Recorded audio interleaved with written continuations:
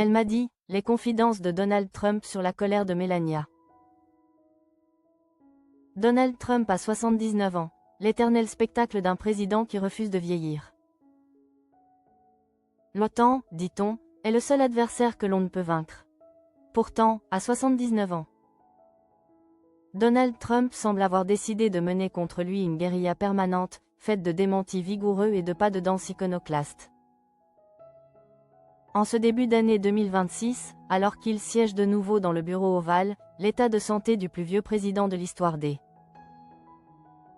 États-Unis est devenu un sujet de conversation mondiale, oscillant entre l'inquiétude clinique et la fascination médiatique. Le corps et le décor, entre hématomes et bulletins de santé. Il y a les images, d'abord. Celles qui immortalisent des mains marquées d'ecchymose, des chevilles gonflées.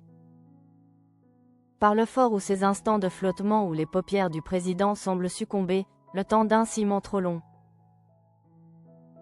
Au poids de l'épuisement. Pour ses détracteurs, ce sont les signes d'un crépuscule. Pour Donald Trump, ce ne sont que des biais de cadrage ou les effets secondaires d'une prévention zélée. L'homme de Mar-a-Lago ne se contente pas de nier, il contre-attaque. Le 2 janvier dernier, via son canal favori Trousse Sociale, il a publié ce qui ressemble à un certificat de jeunesse éternelle.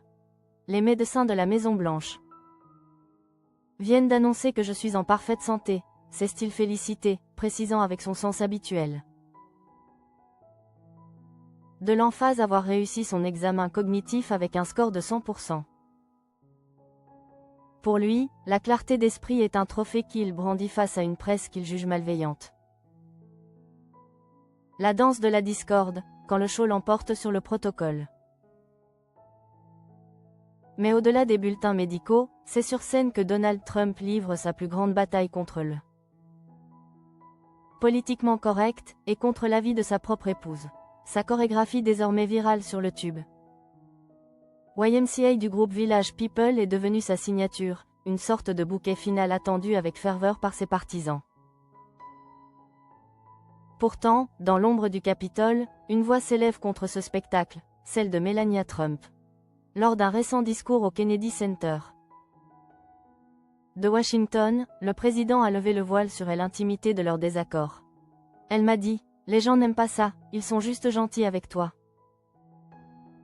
A-t-il révélé avec un sourire narquois. Melania, figure de l'élégance rigide et du silence calculé, semble exaspérée par ce qu'elle considère comme un ridicule indigne de la fonction.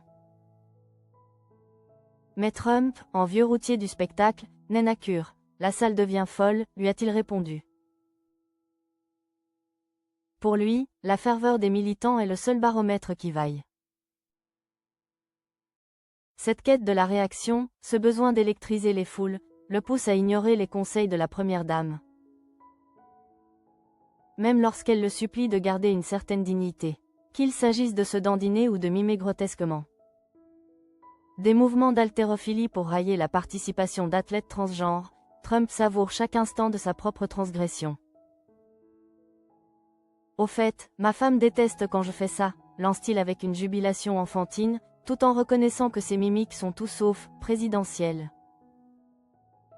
À 79 ans, Donald Trump ne cherche plus à convaincre Melania de son sérieux, il cherche à prouver au monde qu'il possède encore l'énergie de l'insolence. En 2026, l'Amérique observe ce duel entre un homme qui veut rester un showman et une femme qui voudrait qu'il devienne enfin un président. Dans ce théâtre du pouvoir, la santé du corps importe finalement moins que la permanence de l'ego. Trump ne vieillit pas, il se répète. Avec la force d'un homme qui sait que tant que la musique joue, le spectacle doit continuer.